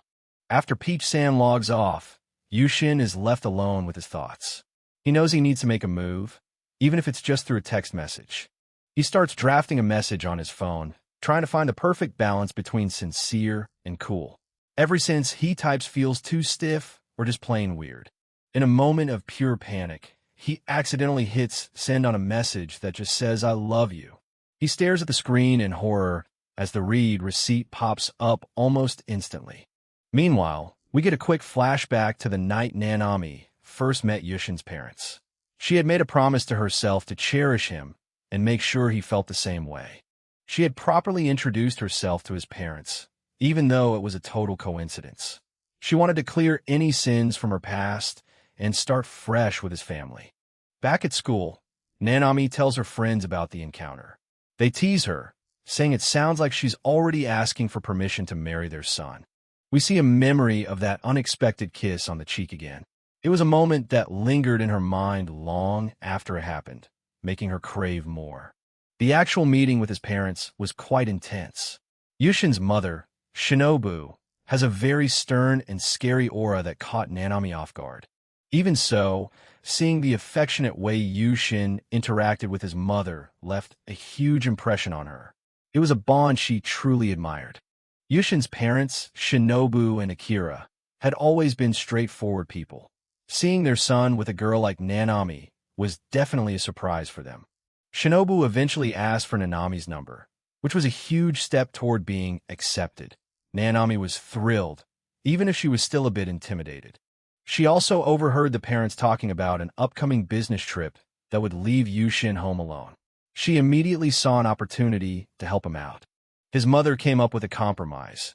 Nanami could come over and cook for him while they were away. It was the perfect win-win situation. The scene shifts to the two of them in the kitchen, cooking dinner together like a young married couple. They're both trying their best to look like they know what they're doing. Yushin's parents get a little too carried away with their approval, cheering them on from the sidelines. The young couple can't wait to escape back to her room. They finally make it back to her room, where things are a lot quieter. Yushin is still feeling the pressure of being alone with her after all that family drama. We're back to that intimate lap pillow moment. Nanami reassures him that no matter how lonely he feels, she'll always be right there by his side. Suddenly, a notification pings on her phone. She picks it up, expecting a normal message, but her heart skips a beat when she sees who it's from. There it is, plain as day on her screen. I love you. It's the message Yushin accidentally sent earlier, and it hits her like a freight train. She calls him immediately, her face turning beet red as she demands to know if he actually meant it. Yushin picks up on the other end, sounding like he's about to faint. Nanami is still on the phone, her face bright red as she processes what just happened. She admits she's never been in a relationship before, so she's been asking her own friends for advice too. She realizes that Yushin took the advice to be more expressive to heart. Even though a girl gave him the idea, she's just genuinely happy that he actually told her. Nanami gets a bit bold and asks him if he wants to say those words to her directly over the phone. She's teasing him, but her own heart is racing just as fast. Yushin finally musters up the courage, and she can hardly believe her ears. She gives him a moment to collect himself, her expression softening into something truly sweet. She finally says it back, a soft, sincere "I love you too" that makes both of them melt. It's a huge milestone for their relationship, and the relief on her face is obvious. The scene shifts to Nanami leading Yushin to her house. He's standing at the front door, looking a little intimidated by the sweet home sign and the prospect of meeting her family again. They step inside, and her mother, Tomoko, is right there to welcome them. She's all smiles, acting like it's been ages since she last saw Yushin, even though it hasn't been that long. Nanami mentions that her sister, Saya, isn't home yet because of her dance club. She looks proud of her little sister, though Yushin is just busy taking in the cozy atmosphere of her home. Nanami heads upstairs to change, leaving Yushin with her mother for a few minutes. When she comes back down, she's wearing something more comfortable, but she seems a bit tense. Yushin finds her pouting in her room and wonders what he did wrong. He asks if he can come in, feeling a bit out of place as she sits on the bed, looking away from him. He starts running through all the possible reasons why she might be mad. Did he mess up earlier? Was it something he said to her mom or about her sister? It turns out she was just a little jealous because he was being so friendly with her family. He realizes how cute she is when she's being possessive, and his own face starts to heat up. Yushin tries to lighten the mood by calling her Nanami-chan. The sudden use of her name with an honorific sends her into a blushing frenzy. Her irritation vanishes instantly, replaced by sheer embarrassment and joy. She agrees to head back downstairs to start cooking, her heart doing backflips the whole way. They get settled in the kitchen, and Nanami starts listing off a massive menu for the night. She's planned everything from mapo tofu to miso soup, acting every bit the domestic pro. Her mom and sister can't help but watch from the doorway, teasing the two of them about looking like a pair of newlyweds in their matching aprons. Nanami tries to ignore them, but she's clearly flustered. Nanami looks down at the mapo tofu packet, realizing it might be a bit advanced for a beginner like Yushin. She gives him a supportive look, ready to guide him through the process. She decides to take on the role of master chef and instructs him to be her assistant. Yushin plays along, happy to see her so enthusiastic and lively in the kitchen. From the sidelines, Saya comments on how Nanami always seems so cheerful when she's working on anything related to Yushin. Nanami tells her to stop messing around and focus on her own business. They start with the root vegetables, and Nanami shows off her impressive peeling skills. Yushin tries to follow her lead, but he's clearly struggling to keep up with her pace. Nanami notices his technique is a bit dangerous and steps in to help. She stands right behind him, guiding his hands as if it's the most natural thing in the world. Yushin is trying his best to focus on the carrots, but having her so close is making it impossible to think straight. He manages to finish a few, and she praises him for a job well done. She gets even more playful, demonstrating how to hold his hands like a cat's paws while cutting. She's leaning into the domestic girlfriend roll hard, and Yushin is just along for the ride. Saya and her mom are still watching, and the sister finally calls Nanami out for being a bit too brazen. Nanami realizes how close she's standing and immediately jumps back, apologizing profusely. Amidst the chaos, the knife slips, and Yushin accidentally cuts his finger. Nanami panics instantly, her eyes widening as she sees the blood. In a move that shocks everyone, including Yushin, she immediately grabs his finger and puts it in her mouth to stop the bleeding. The kitchen goes dead silent as the sister runs to get the first aid kit. Yushin is frozen in place, his face redder than the mapo tofu. Nanami eventually realizes what she just did and starts stammering, her cool facade completely shattered. Saya returns with the medical kit, and they get him patched up. Nanami is still apologizing, but Yushin is just relieved that the wound wasn't actually that deep. Once the drama subsides, they finally finish the meal.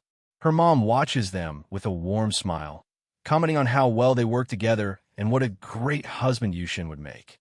After eating way too much, Nanami is practically in a food coma. She stretches out and flops on her bed, completely ignoring the fact that Yushin is still right there. Tomoko is caught on camera, or maybe she's the one recording, capturing the wholesome moment. She's thrilled that her plan to leave them alone to cook worked out so well.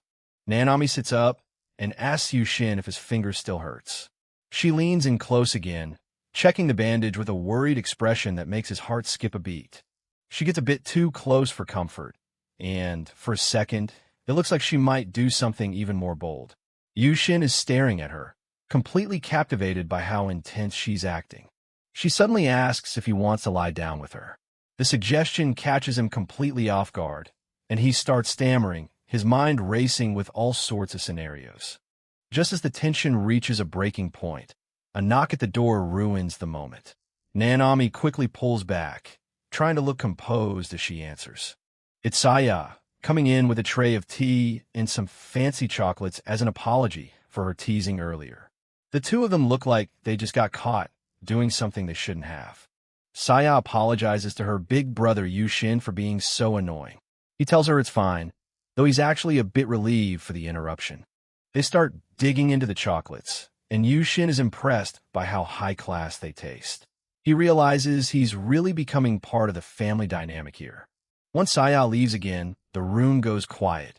Nanami looks at him, asking if he actually preferred being alone with her rather than having her sister around. She leans her head against his shoulder, her eyes closed in contentment. Yushin can feel her warmth, and he realizes how much he actually enjoys these quiet moments with her. Nanami suddenly changes the subject, asking him if he likes fish. He's a bit confused by the random question, wondering if she's already planning tomorrow's menu. She starts talking about how her mom used to make soy-glazed fish and how she wants to try making it for him next time. She's already looking forward to their next cooking session together. Back in her room, Nanami leans her head on her hand, looking at Yushin with a sweet, expectant gaze. She asks him if he thinks she'd make for a good wife one day. Yushin, caught off guard by the bold question, blushes and replies that she'd probably make for a good mother too. The suggestion sends Nanami into a complete meltdown of embarrassment. Nanami starts pouting and waving her arms around, whining that it's unfair for him to say things like that. Her face is a bright shade of pink as she tries to hide her joy behind her complaints. Once she calms down, she sits back on the bed and starts fiddling with her phone. Yushin watches her, curious about the sudden shift in her mood and wondering what she's looking at. She finally reveals why she's been acting so nervous, holding up 2 tickets for the aquarium. She explains that her mother won them and gave them to her. Yushin is so embarrassed by the roundabout way she asked him out that he practically folds himself in half on the floor. Nanami is just as flustered, apologizing for being so awkward about it. Taking a deep breath, she holds the tickets out properly and officially asks if he'd like to go on an aquarium date with her. Yushin looks up, his eyes bright, as he immediately agrees. They both feel a huge weight lift off their shoulders. They start discussing whether to go on Saturday or tomorrow, but their conversation is interrupted by a persistent buzzing from Nanami's phone. Nanami checks the message, and her expression quickly turns from excitement to disappointment. She tells Yushin that something has come up and they might not be able to go tomorrow after all. The next day, instead of the aquarium, they find themselves at a high-end hair salon. A stylish man with striking black and white hair greets them with a warm, energetic smile. The stylist, Turu-san, immediately takes a liking to Yushin, pulling him into a very personal and unexpected hug. Yushin is completely frozen, unsure of how to react to such a touchy stranger. Nanami stands back, looking completely unfazed by the display. She's wearing a sharp shirt and tie, looking quite mature as she watches the two of them interact. Turu-san and Yushin are still in each other's personal space. Nanami casually mentions that Turu-san is married, so Yushin doesn't need to worry about any unwanted advances. She introduces Turu-san as the owner of the salon and someone she respects a lot. Turu-san laughs off the awkward introduction, apologizing for startling the young man. Turu-san gestures toward the barber chair, asking if they're ready to get started. The scene then flashes back to the previous night to explain how they ended up here. In the flashback, Nanami is sitting in her room, looking troubled by a message she received from her friend Hatsumi. She's clearly torn about something and doesn't know how to bring it up to Yushin. She eventually asks Yushin if he would be willing to escort her to the salon the next day. She explains that they need someone to model for a new style they're working on. She shows him a message chain, explaining that she feels indebted to Turu-san and wants to help out. Yushin looks at the screen, trying to process the idea of being a model. Yushin is hesitant, worried that someone like him would stand out in a negative way at a fancy salon. Nanami won't hear it, insisting that he shouldn't put himself down like that. She gets a little carried away with the idea, blushing as she imagines just how handsome Yushin will look once he's had a professional makeover. Back in the present, Nanami is cheering him on, her hands clasped together in excitement. Yushin, fueled by her enthusiasm, resolves to go through with it and do his absolute best. He finally settles into the barber chair, looking stiff and nervous as Turu-san prepares his tools. The atmosphere in the salon is lively, but Yushin is a ball of anxiety. Turu-san starts working his magic, commenting on how average Yushin seems and wondering how he managed to snag a girl like Nanami. Yushin can only offer a weak, embarrassed apology. They start talking about Nanami's past and how she used to be quite wary of boys. Turu-san mentions that her friends, Hatsumi and Ayumi, were surprised when she started dating someone. Yushin looks at his reflection, his expression turning serious. He admits that he knows he's not much to look at, but he still wants to be someone who can stand proudly by Nanami's side. Turu-san is touched by his sincerity, calling him cute for being so dedicated to her. He promises to make sure Yushin looks every bit the man Nanami chose. Nanami and her friends are watching from a distance, looking peaceful and happy. Turu-san's aura suddenly shifts as he gets serious, vowing to give Yushin the best haircut of his life. A montage shows the transformation in progress. Scissors snip and the hairdryer roars as Turu-san works with practiced precision, slowly revealing a new side of Yushin. The actual cutting is finished, and Turu-san starts gathering styling products from his cart. He tells Yushin that they still have a bit more work to do to achieve the perfect look. He pulls out some hair wax, his eyes gleaming with an intense, almost scary energy. Yushin watches him warily, wondering what the final touch is going to involve. Turu-san explains that since Yushin is quite lean, a shorter, more textured style will really suit him. Yushin looks in the mirror, barely recognizing the person staring back at him. He's genuinely amazed by the results, thanking Turu-san profusely. The stylist is just happy that his client is satisfied with the new look. Turu-san puts a supportive hand on Yushin's shoulder, telling him to be proud of himself. He reminds him that he's the one Nanami chose, so he should carry himself with confidence. Nanami's friends, Hatsumi and Ayumi, come over to inspect the work. They're both incredibly impressed, commenting on how fresh and handsome Yushin looks now. Nanami is standing nearby, her face buried in her hands. She can barely look at him without blushing, her eyes sparkling with pure adoration as she tells him how good he looks. She suddenly gets a little worried, realizing that if he looks this good, other girls might start hitting on him. Turu-san just laughs at her sudden possessiveness. Yushin bows politely, thanking everyone for their help and hard work. He feels like a completely different person than the one who walked in a few hours ago. As they prepare to leave, the group chats about how well everything turned out. Nanami is still reeling from the shock of seeing him so styled up. Before they go, Turu-san hands Yushin some styling wax for free, telling him he'll need it to maintain the look. He jokes about being the one to do their hair for their wedding one day. The scene jumps to the next day. Yushin is running through the city, checking his phone in a panic. It's 9:27, and he's worried about being late for their rescheduled date. He finally arrives at the meeting spot near a large fountain. He's out of breath, but pumped up, his new haircut still looking sharp as he waits for Nanami to appear. Suddenly, he hears a familiar voice. Nanami arrives, looking absolutely stunning in a fashionable outfit. She waves to him with a bright smile, apologizing for making him wait. Nanami arrives for their date looking absolutely stunning, and Yushin is immediately struck by how much effort she put into her appearance. He can't help but think her outfit is a bit daring, which only makes him more flustered. With a nervous but happy smile, Yushin suggests they get moving. He's determined to make this date a wonderful experience for both of them, feeling a surge of confidence from his new look. As they start walking, Nanami takes Yushin's arm, pulling him close. She's beaming with excitement. Her energetic attitude, a sharp contrast to Yushin's internal panic at the sudden physical contact. Yushin tries to keep his cool, telling her she looks incredibly pretty today. The compliment makes Nanami's heart skip a beat, though she tries to act natural as they continue their walk. He's still struggling with the close proximity, mentioning that her grip on his arm is a little tight. Nanami, however, seems completely unbothered, her eyes wide with anticipation for the day ahead. She looks up at him with an unusually assertive expression, asking if he's feeling okay.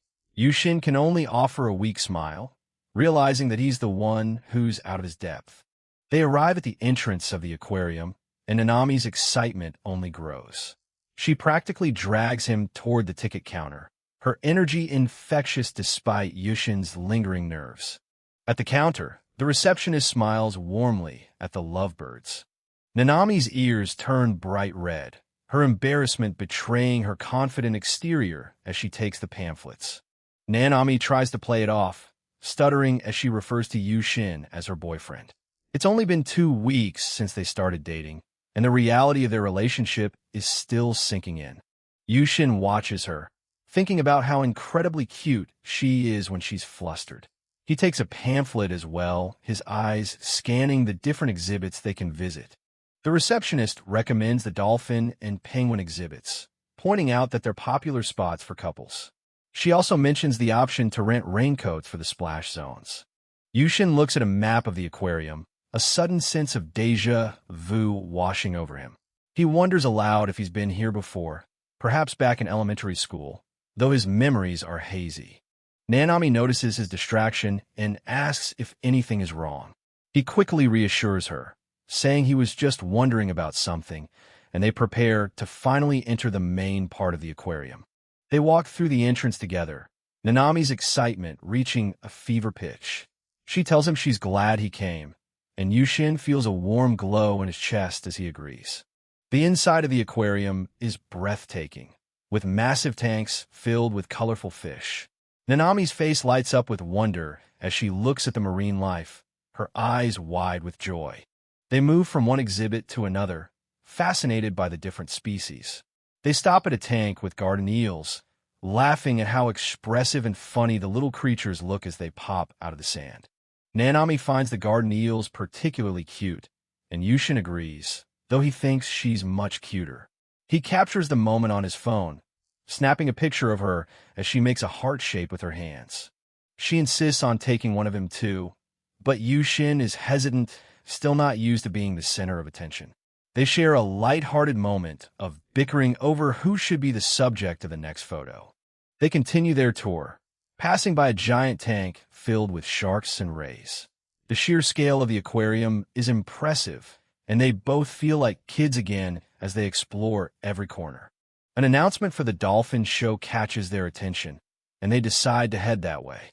Yushin realizes that the outfit Turu-san gave him is actually quite comfortable, which has helped him stay at ease. Nanami suddenly makes a bold suggestion, asking if she can call him Daddy, since he looks so much like her father in his new outfit.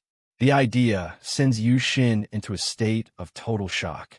She quickly realizes how weird that sounded and tries to take it back, her face turning a deep shade of crimson. They both find themselves in a state of mutual embarrassment as they try to regain their composure. In the midst of their awkward moment, a young girl suddenly runs up and grabs onto Yushin's leg, calling him Daddy. The entire situation descends into comedic chaos as Yushin tries to figure out what's happening. A little girl stands alone, bawling her eyes out for her mommy. Nanami and Yushin spot her and rush over. Nanami immediately drops to the girl's level to try and calm her down. The girl is still a bit wary, so Nanami introduces herself and Yushin with a warm smile. Wiping away her tears, the little one introduces herself as Yuki. Nanami tells her what a pretty name that is. Nanami gently takes Yuki's tiny hand and suggests finding a place to sit and rest. Yuki reaches out to Yushin too, calling him Big Brother. He's stunned by how small and frail her little hand feels when he takes it. They find a bench, and Yuki clings to Nanami's arm, still looking pretty nervous.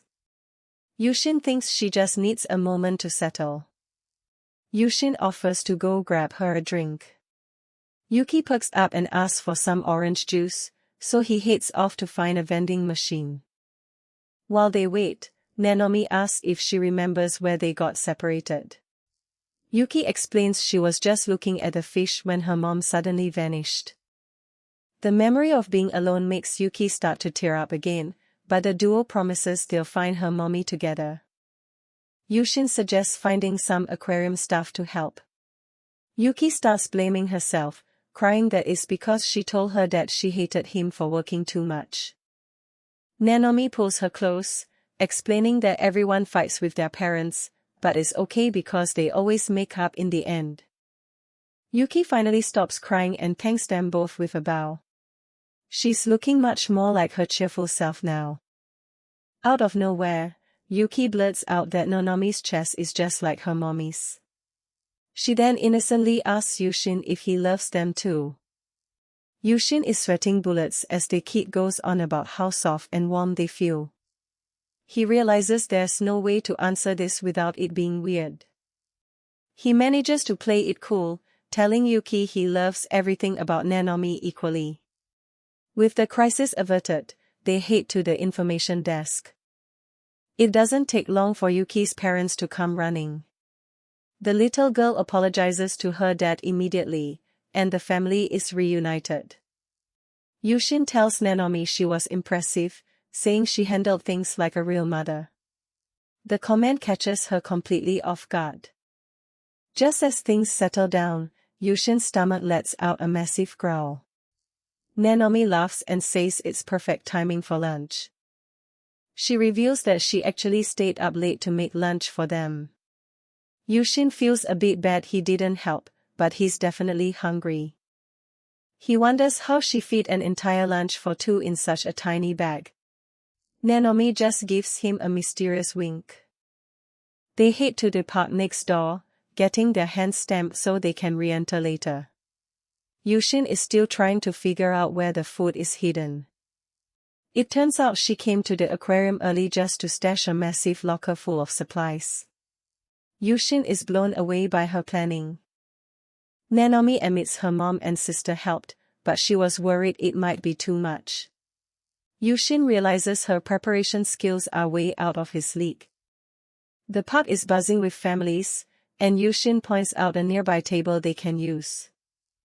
Nanami isn't having it. A real picnic needs a blanket. She spreads one out on the grass and starts unpacking the containers. The bento is a masterpiece, complete with octopus sausages and panda rice balls. Yushin can't believe how much effort she put into this. She offers him his choice of toasted sandwiches, proudly mentioning she made both tuna and egg. Yushin takes a bite of the egg sandwich and is floored by how good it is. He's also surprised to see she even brought a thermos of hot soup. Nanomi takes a sip of his drink, and Yushin realizes they just had an indirect kiss. He gets flustered, but she just teases him for being so old-fashioned. She points out that he's blushing like a tomato. Yushin tries to play it off, telling her she really shouldn't bring that up. To make it even more embarrassing, Nanomi picks up some food and tells him to open wide. Yushin tries to act like he's too mature for this. Despite his protests, he lets her feed him. He thinks to himself that she does it so seamlessly, even if it's killing him inside. He decides to return the favor and feeds her a bite. Nanomi happily eats it without a second thought, which surprises him. Nanomi smiles and suggests they should start making meals for each other more often. Yushin realizes her excitement has finally pushed past her shyness. As he eats, Yushin finds himself imagining a future where they live together and start every morning just like this. After finishing the meal, Yushin lets out a big yawn. Nanomi pats her lap and tells him to hop on for a quick nap. He reluctantly lays his head down, feeling the soft weight of her hands on his hair. She tells him it's okay to rest and that she'll wake him up later. Yushin feels guilty for being the one taken care of, but he can't fight the exhaustion. He drifts off as the afternoon sun hits them. He suddenly finds himself in a dream, back at the school where everything started. He sees Nanomi standing there in her school uniform. He watches the moment she first confessed to him, wondering what his life would be like if he'd actually rejected her back then. In this dream version of the confession, there's no one to interrupt them. Nanomi blushes deeply as she asks him to be her boyfriend. In his dream, Yushin is finally having that perfect, uninterrupted moment with Nanomi. Suddenly, Yuki crashes the party, diving right onto his leg and ruining the vibe.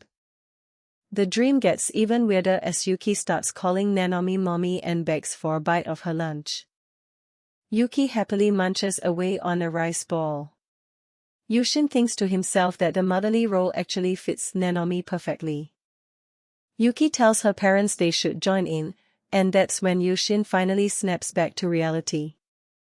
He wakes up to find Nanomi smiling down at him. He's been out for a solid hour right on her lap. He immediately panics, worried his head was too heavy, but she just laughs and uses a cushion to rest her legs. She shows him a picture on her phone of Yuki coming over to help her finish the bento while he was dead to the world. Nanomi apologizes for not waking him, but says he just looked way too peaceful to disturb. She mentions Yuki headed off to the dolphin show. Yushin is gutted because he knows he was supposed to take Nanomi there. Nanomi tells him not to beat himself up over it. They can just catch the show next time they come. She says she wants their relationship to be the kind where they can just laugh off little mistakes like this. Yushin is touched. He realizes how much effort she's put into making sure today was a success for both of them. She leans into him, acting a bit like a spoiled kid. He wonders what kind of sweet dreams she's having now. Eventually, it's time to pack up. Yushin feels refreshed, though he wonders if he drifted off one last time. They head over to the penguin exhibit. Nanomi is in her element, posing for photos and having a blast. As the sun starts to set, they decide to make one last stop at the gift shop. Yushin heads off to the restroom while Nanomi goes to fix her makeup before they leave.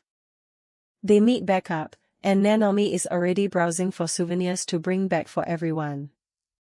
Yushin surprises her with a little dolphin keychain as a thank you gift. He's even got a matching one for himself. To his absolute shock, she leans in and gives him a quick kiss on the cheek. She admits she was a little jealous of Yuki earlier. They head back to Nanomi's house, both absolutely buzzing from how well the day went. As soon as they walk through the door, Nanomi's mom, Barreto Tomoko, is there to welcome them home. The mom is immediately full of energy, complimenting Nanomi on how pretty she looks. Yushin is a bit overwhelmed. Nagomi explains that Nanomi's dad had to stay late for work, so she's glad Yushin is there to keep them company. Nanomi heads off to change, leaving Yushin alone in the kitchen with her mom. He's suddenly very aware of the situation. Nagomi suggests they have a little heart-to-heart while the girls are busy in the shower. She tells him there's no need to be so stiff.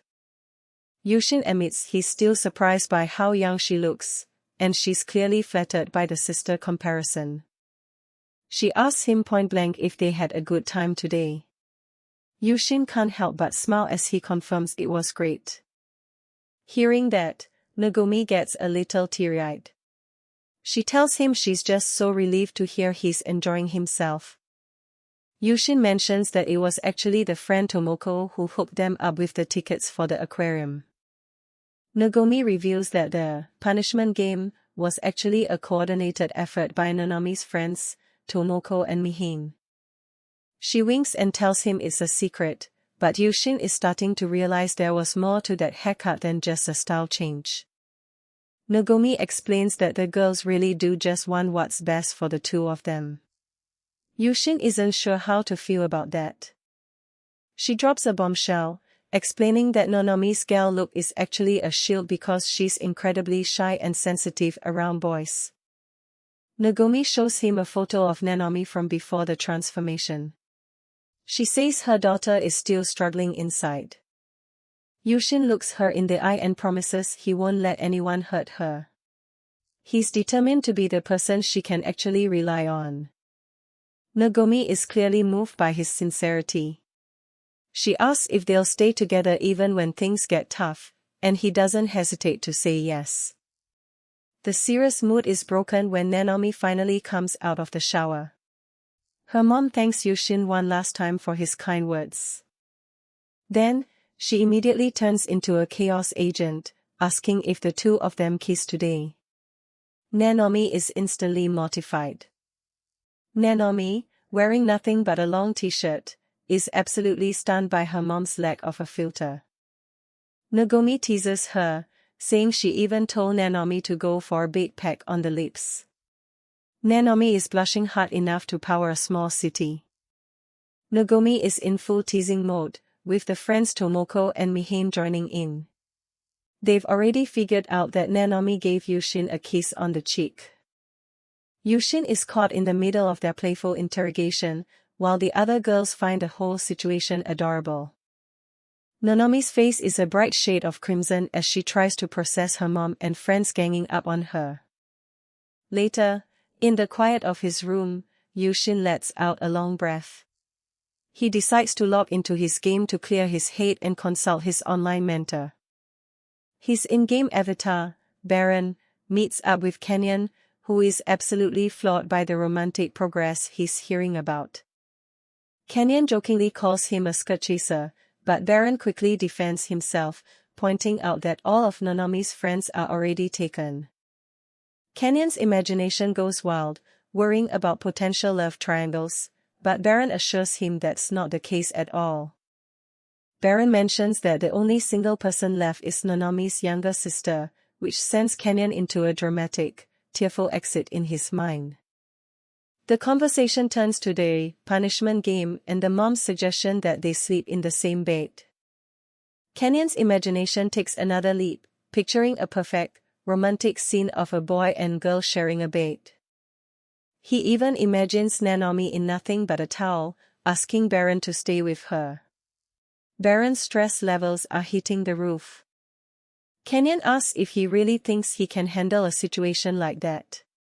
Baron is starting to get seriously nervous just thinking about the possibilities. Kenyon sends a message saying it takes immense courage for a girl to make a move like that, which hits home for Yushin. Suddenly, his mental image of Nanomi appears in a provocatively short nightie, catching him off guard. Back in reality, things take a turn for the chaotic as Nanomi clings to him, smelling distinctly of alcohol. Yushin's eyes bulge as Tomoko and Mihin suddenly appear in revealing nightwear, looking equally flustered. The girls announce they're wearing matching sets. Yushin is trapped in a room full of girls in lingerie and has no idea where to look. Tomoko explains that they accidentally ate chocolates filled with bourbon, and it turns out Nanomi has zero tolerance for alcohol. A very drunk and very clingy Nanomi demands Yushin's attention, leaving her friends to beat a hasty retreat. The two friends wish them luck as they abandon Yushin to deal with the intoxicated Nanomi alone. Nanomi wraps her arms around him from behind, declaring that she finally has him all to herself. Yushin is practically vibrating with tension. She looks up at him with misty eyes and asks if he enjoyed their date today. He can't help but smile as he tells her he did. Her hands start wandering, and she begins complimenting his muscles, comparing his warmth to her father's. Before things can get any more awkward, the alcohol finally wins, and Nanomi drifts off to sleep right there on his back. Yushin lets out a massive sigh of relief. He looks down at her peaceful sleeping face and realizes just how much he cares about her. He carefully tries to tuck her into bed, moving with the precision of a bomb technician to make sure he doesn't wake her up. Just as he thinks he's safe, Nanomi's eyes flutter open. "Did I wake you up?" he asks softly. Instead of answering, she reaches out and grabs his hand, pulling him closer with a look of pure mischief. She gives him a playful wink and tells him, "Have a good night," leaving him completely stunned. Yushin beats a quick retreat from the room, deciding he's either sleeping on the couch or staying up all night to stay sane. He walks right into the hallway only to find the wingwomen, Nagomi, Tomoko, and Mihane, waiting for him with cameras out. They proudly declare themselves Nanomi's wingwomen and start critiquing his performance throughout the night. They admit they didn't expect the bourbon chocolates to make Nanomi quite that aggressive, but they're happy with the results. It turns out Nagomi was the one who called the friends over that morning to set the whole plan in motion. The scene shifts to earlier that day, with Nagomi sitting across from Tomoko and Mihane at the dining table. Nagomi has a terrifyingly intense look in her eyes as she demands they explain the dare they gave her daughter. The two friends are frozen in fear, realizing they might have underestimated how protective Nanomi's mom could be. They try to stammer out an explanation, and the tension finally starts to break when Nagomi lets out a little chuckle. She smiles warmly and tells them she didn't mean to scare them, she's just genuinely curious about this affair.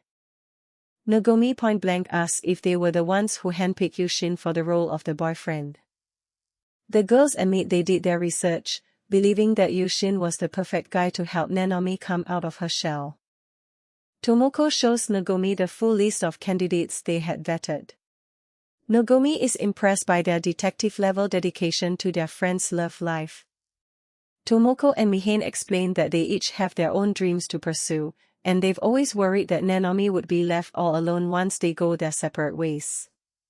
That's why they've been so overprotective, trying to help her make friends and even guiding her fashion choices. They show Nagomi the list they meticulously compiled of every boy in their grade, looking for someone who could take care of Nanomi. This list represents a year of effort, as they tried to find a perfect fit to ensure she would never be bullied or isolated again. Tomoko admits they initially thought dressing Nanomi up as a gal would elevate her social status, even though they feared she might hate the style. To their relief, she actually enjoyed it. Then, they began their search for the right guy, meticulously vetting candidates. That was when they found Yushin Mizumai. He wasn't a pushover or a brute, he simply didn't care about the gossip. They felt he was the best match for her, and the rest is history, though they never expected Nanomi to fall quite so hard for him. They've been impressed by how mature Yushin has been, and how much he's willing to do for Nanomi. After her makeover, she became incredibly popular and was constantly swarmed with confessions, which made her friends even more uneasy. Knowing they couldn't stay by her side forever, they decided to pass their protective duties on to him. They figure that with a boyfriend like Yushin, other guys will finally stop hitting on her, and they won't have to worry about her future. Nagomi listens quietly, noting the deep bond between the three girls. Tomoko and Mihane are confident that Yushin will protect Nanomi just as well as they have. They feel like they have nothing more to worry about with a guy as great as him. When Nagomi asks why they're going to such extreme lengths for Nanomi, the answer is simple for both of them: she's like family. They've even found their own boyfriends through all the social maneuvering they did on her behalf. Tomoko tells Nagomi they'd do anything for their friend, no matter what. Nagomi is genuinely touched and grateful that her daughter has such devoted friends who care for her so deeply. However, Nagomi's expression suddenly turns dark and intimidating. She leans in and suggests that the two girls might need to start setting some boundaries, reminding them that they've been manipulating people's lives. Nagomi notes that while things have worked out smoothly so far because of the kind of person Yushin is, they still need to apologize to him for their meddling.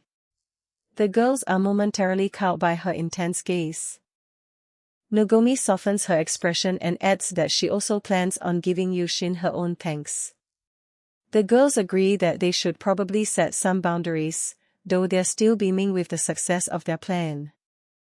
Later that night, Tomoko and Mihane are relaxing in their room, reflecting on how formidable Nanomi's mother really is.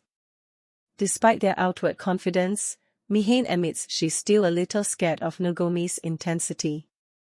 Mihane begins to sulk, worrying that people usually hate being manipulated the way they manipulated Yushin.